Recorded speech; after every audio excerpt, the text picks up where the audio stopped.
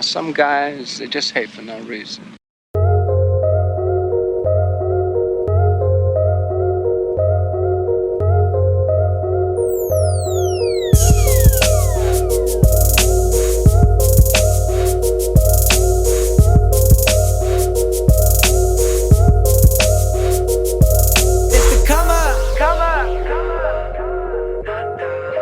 Came a long way, this to come up. All right, guys. The first ever podcast that I've really ever done. And look at this. I even got one of those special microphones. Do you think it looks better in or out of the view? In or out? Probably. Right up close, man. Right up close. Do you think it looks stupid in the video? No. Okay. Looks legit. I'm gonna keep the mic in the video. We have our first ever podcast here with the Real Estate Jedi. David, appreciate you coming on though, in all seriousness. I've been slacking. I've been wanting to do something like this. And I think, what we were talking about in here, it's a great way to get to know people better, and also cross promote each other and continue to support and build, audiences. And it's an easy play. So appreciate you coming on. The podcast is called The Come Up. And what I'd love for us to accomplish is really just, without going into every single minute detail, why don't you start off by telling us who you are? I don't want to introduce you. I want you to brag about yourself. And I really want you to brag about yourself because you're a humble dude. I want you to tell us, who you are, what you do, how old you are, and let's start with what the last 5 or 6 years have looked like for you. Yeah, man. Thanks for having me on. So my name's David Toupin. I am co-founder and partner of Obsidian Capital. We're an Austin, Texas-based real estate investment firm. I buy a lot of apartments, rental housing. So started when I was 19. I'm 24 now. I've bought a little over 600 apartments to date, about a $50 to $60 million portfolio, and under contract on another $30 million in projects right now. So pushing 100 million. We're about to be pushing 100 million, man. Yeah, we're getting close. So yeah, it's been a fun ride. The Come Up is crazy. I'm a huge fan of the Come Up. I love the grind and I love like just the process, and I feel like that, people like you and me that just love the process, end up really hitting it. So yeah, by real estate, I'm also starting a software company. So it's a real estate kind of fintech venture. So I've just got an angel investment lined up for that, and we're going to be launching later in 2020. So I'm kind of excited for that as well. So all in on the real estate end of things, though. Like even the software goes with real estate. Yeah. Okay. Oh yeah, yeah. All Dude, right. I'm a real estate guy. Yep. How old are you? 24. 24. Okay, you're based in Austin, Texas. Everything there is bigger. So everything is on. That's why you're 24 and have almost $100 million real estate portfolio. Yeah. All right. That sounds great. It's cool. $100 million, 24. How long have you been in the industry? 5 years? About 4.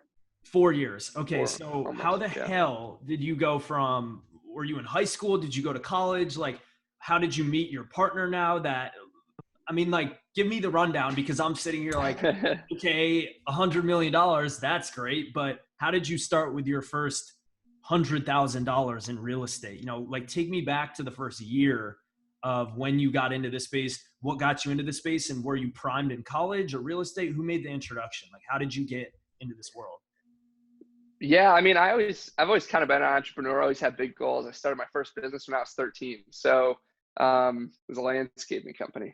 And I got into college, did some internships in the corporate world, like investment banking, consulting, and it really just wasn't for me. I learned a ton. It was cool, met some cool people. But really what it did for me was open my eyes to like the clients that we worked with and were just like made a ton of money. And so I had just this inspiration from these people I met, and real estate was always on my mind as something I wanted to do. It's a way where, even dummies like me can go in and make a lot of wealth, right? You don't have to be a rocket scientist to do it. But so it seemed to make sense, real estate, right? Anyone can do it. I started my junior year, got my real estate license, started wholesaling houses. I did a little bit of that. I hated it.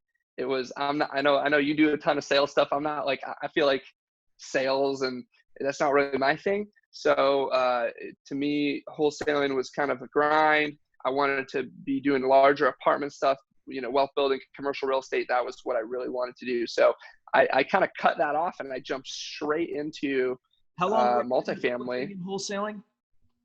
I did it for like 6 months. I did like 7 or 8 deals. Yeah, I didn't do it that long. I was like, dude, I quit so quick on that. I was like, it's not for me. Yeah. So I made a little bit of money. But then I went straight into apartments, and within 4 months of that, I closed my first deal. It was 12 units. It was not a big deal. I really didn't have any money of my own. I was a broke college kid like everybody else. Yeah, wait. So you're because with flipping and wholesaling, you don't need capital necessarily, correct? Correct. Okay, Correct. so that's how you started to make your little bit of profits. $3,000 here, 10 grand here. Okay. Yep. So you saved money, and then did you enter your first 12-unit deal by yourself, or did you raise capital for that? I raised capital. Yeah, I bought that deal. I bought my first few deals with zero money down. So I figured out that, and this is, a lot of people nowadays in real estate and multifamily talk about syndication. This is before that was like a big buzzword, right? Same thing for people listening that Grant Cardone does. He goes out, raises money from people, buys an apartment building, blah, blah, blah. It's the same thing I do. We just do better, obviously. So no comment. Basically I went, you got to throw it in there, right? Basically went out to some investors, pulled together about 200 grand. They put the down payment down, some rehab money. I charge a little fee on the front end for putting the deal together, and I get a piece of sweat equity in the project. So I give the investors, let's say 80% of the deal.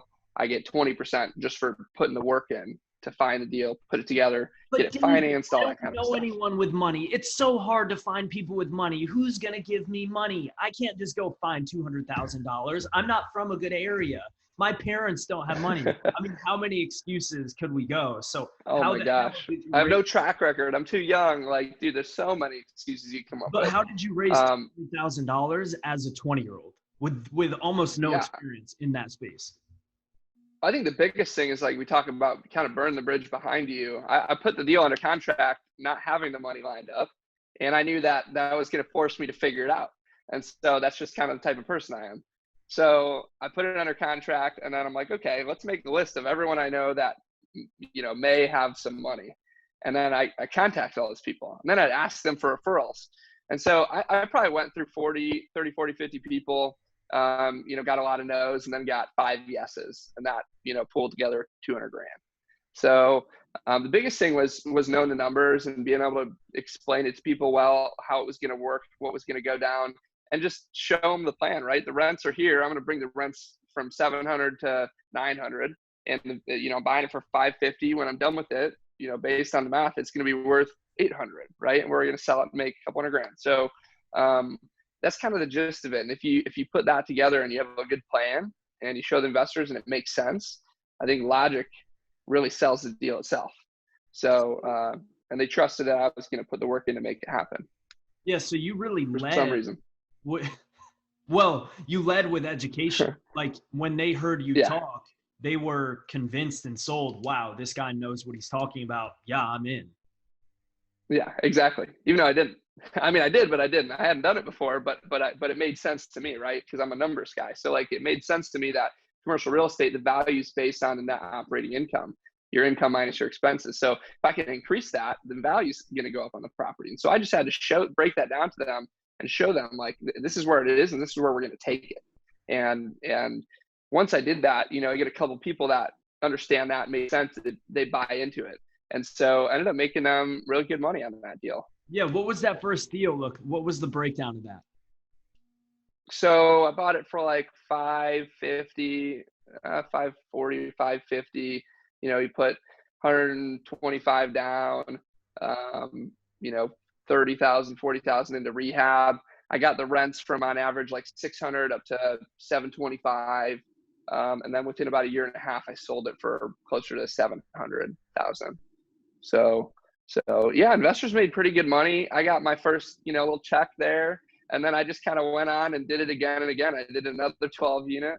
And then I jumped up and I did a 96 unit where I had to raise almost $2 million in capital. And that was insane. That was probably the toughest thing I had to do to date. But, it's, you set the bar. I mean, your first question was like, how do you go from starting to where I am now? It's like, dude, every time I did something, I set the bar higher. The next bar is higher. Go bigger, do better. I just in my head, I hated doing small deals. So whenever a smaller deal came to me, I just would throw it out, like, big deals only, man. So that's what got me thinking, like, everything I need to do needs to be bigger. And yeah, it's harder, but it's worth it, because it's gonna put you in a much better position in a short period of time. 100%. And it is the same process. It's probably just a little bit more difficult to raise, $1 million compared to 200 grand, right? Dude, it takes me the same amount of time to buy that 12 unit as now I'm buying 170 units in Fort Worth. It's the same amount of effort and time. So, yeah. I mean, I'm just like taking some notes here. You're 19, you get in real estate, you flip for, 6 to 8 months. By the time you're 20, you're getting into apartment units. You do your first deal. You have no money. All you have is the education on it. You essentially make a list of probably people that are older than you, maybe some family members. You don't have to go into detail. But for people listening, everyone knows somebody that has 20 to 50,000 bucks, right? And they know someone who has you totally do. So you made Everybody the list. does. And of course, if you're an idiot and you don't know what you're talking about, they're not going to give you money. But you educated yourself and actually sold them on doing the deal, which now has led into where you're at, right? So I know over the last couple of years, as you gain more and more experience, a lot of times you can only go so far by yourself, right? And ultimately you got into a partnership, right? With someone who's much older than you, who has way more experience. Tell me about that partnership. Tell me about what's happened since you decided to go into a partnership. Partnerships are not fucking easy either. They are very difficult. No. Working with two different brains, let alone, more than two. Money's involved. It gets intense. So it can get tricky, man. It can get tricky. Yeah. Yeah, I mean, I've had good partners. I've had bad partners in the past. Like, Glenn, my business partner is on Obsidian Capital, real good dude. The biggest thing for me was, okay, I'm young. I've got a couple deals under my belt, around like 120 apartments. I know how to do this. I have a skill set to be able to go and do this. For me to scale, the couple of things I'm missing are, I don't have the ability to qualify for these big loans. I always had to bring someone in to sign on to loans, right? Because I don't have the balance sheet, or didn't have the balance sheet yet at the time to do that, right? And so needed a partner, or somebody that I could do that with. And yeah, I could bring somebody in on one-off deals, but I figured, hey, if there's somebody out there that has the ability to do that, also has a lot of experience, that could be a mentor for me, I could learn from, and I could provide that value to them of like, hey, dude, I'm willing to grind and put in the work.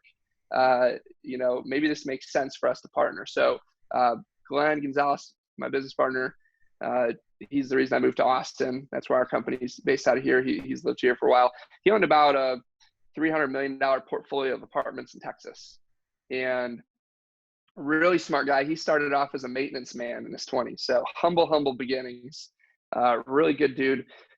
I met him. First thing for me was, okay, do our values and do our morals align?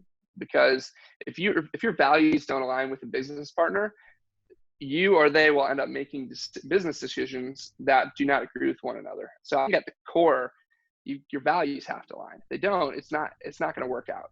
So that was really good. He had a ton of experience. He met, kind of what I was looking for in terms of being able to qualify for these loans. And then all around, he's just a good guy. We get along really well. We work well together, and we have fun. So we did a trial run, which I think anyone that is going to fully because we're fully partnered on our business. We don't just do like one-off deals together. Like, we own a company together. We have employees. We're building an office building for our company right now. So all that, it's like a marriage. And so you want to date a little bit first, per se. So what we did was we bought a deal in Houston, 160 units. And it went so well that after that we decided, hey, let's partner together, which had really good synergies in how we worked. So, and so far, it's been great. We've had a really good first 2 years. All right. So talk to me. What's been your single biggest payday from real estate?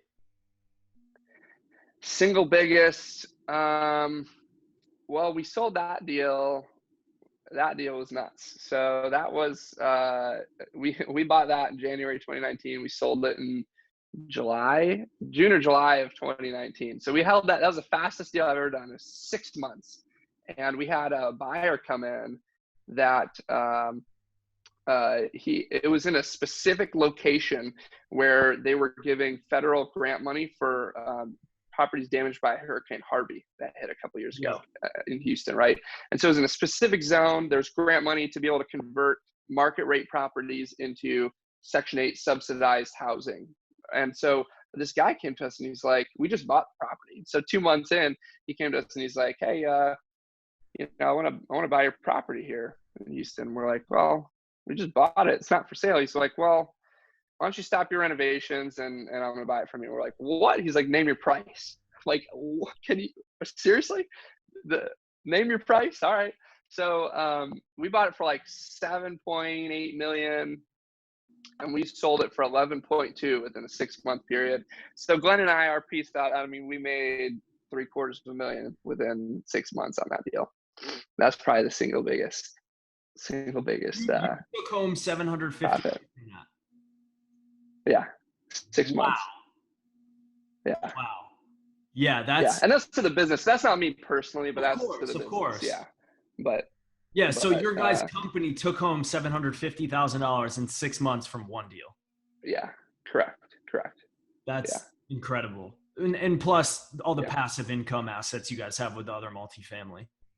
So yeah, exactly. Yeah, I mean, it's just one of our properties. So okay, I guess, you know, from here, I really want to figure out, you know, say someone's trying to get in this space. And I know there are a lot of, especially with everything going on right now, like making money and the level of competitiveness in the market, like it's only going to get harder. Crazy. It's only going to get harder. There's more people and there's less opportunity, in my opinion. Like there's a lot of opportunity, but really there's becoming less because everything is being saturated, right? And people are running to specific verticals. You look at real estate, you look at online stock trading and Forex, you look at social media, you look at e-commerce. I mean, besides that, I don't really know where someone our age can go, work off their own time, and have the potential to make, you know, hundreds of thousands, millions of dollars. Those are like the 4 or 5 verticals that I've narrowed it down to. So getting in the real estate world, I mean, you're competing with people like Berkshire. You're competing with those huge Blackstone. I mean, the big companies. Yeah. All those companies, right? Especially if you want to get to the big boy level, but on a smaller level, even you're competing with Bob, who's also trying to wholesale on the same block as you. So what do you think is a good piece of advice you would give as a competitive edge, or what would differentiate, you know, what would help differentiate them to succeed and beat out the guy next to them? Yeah, I mean, there's so many, right, for different industries, I think you could probably give different answers, but I think the one universal thing that I've always stuck to is there's no secret sauce. Hustle. The person that's going to outwork everyone else is the person that's going to win 100% of the time. You might have more failures than the other person, but in the end, you're going to get to that 1 or 2 big wins quicker and have more success. What does that mean? Like, to you, though? how much time? Like hustle. It's like, okay, well, dude, I'm going to self-educate and read 37 books. Why is nothing happening? Because that's another big thing too, is educating can actually become a negative if you get obsessed with the education piece and not the doing.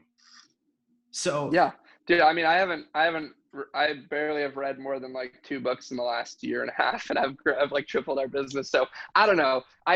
When I started, I would read dozens of books, listen to podcasts every day. Like that's all I did.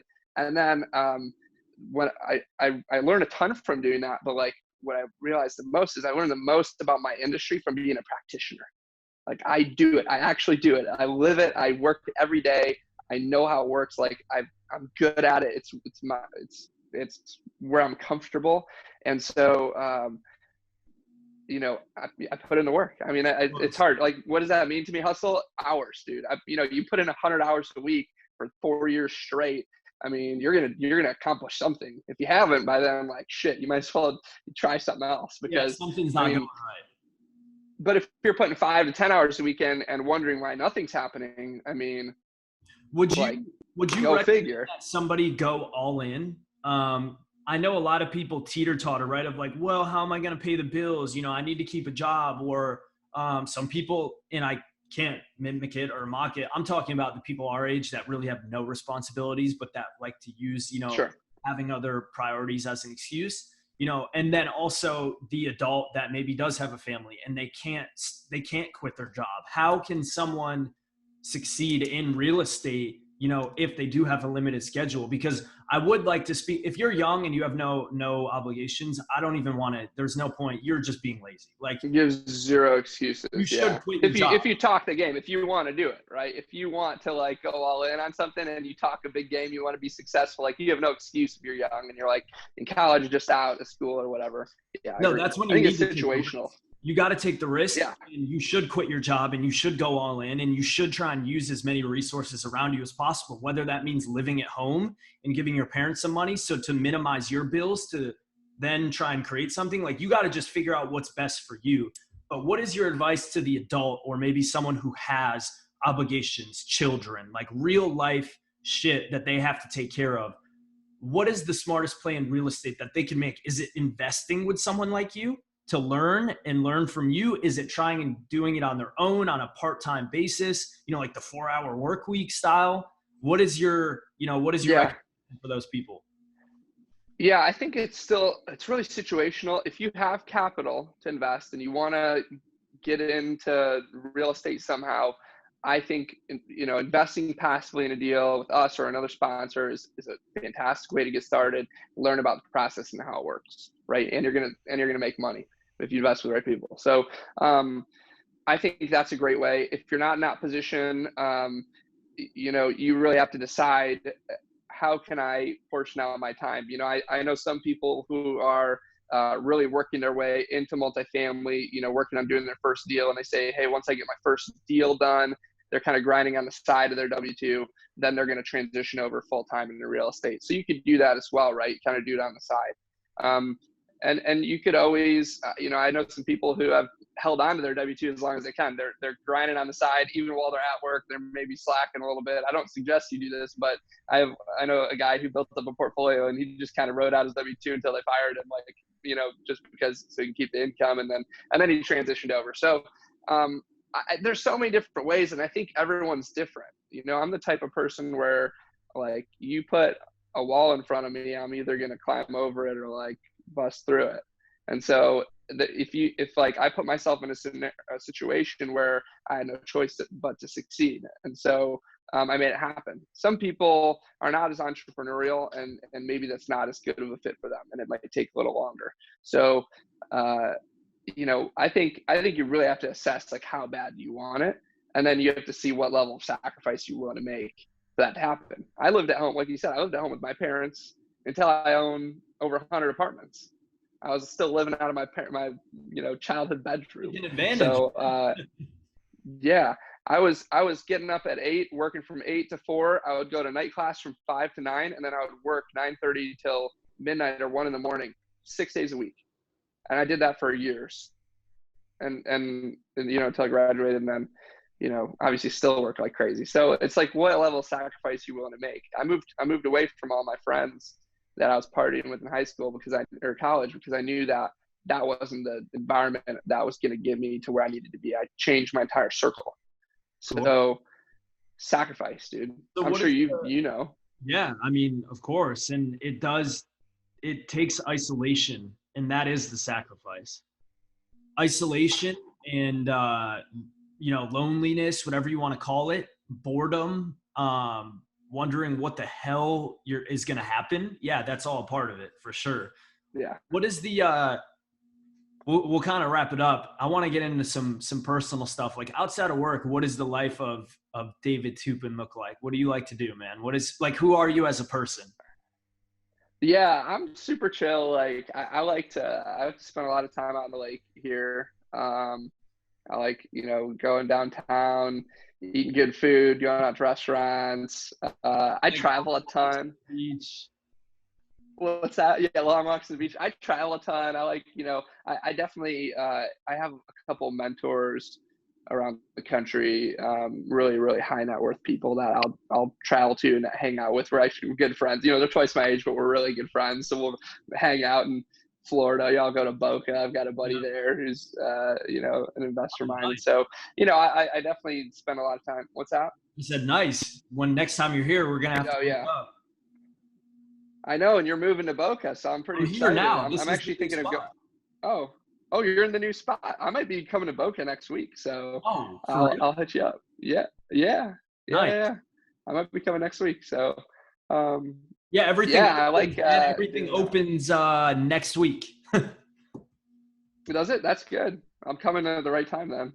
Yeah. So, yeah, I travel a lot, pre-COVID at least. But I've got a side business. It's a travel mastermind called Secret X. And we basically, once or twice a year, we go out to an exotic location like we did Cabo or we did Aruba. We've got one coming up in a couple months. And basically we get 30 to 40 badass That's what I'm going entrepreneurs to. together.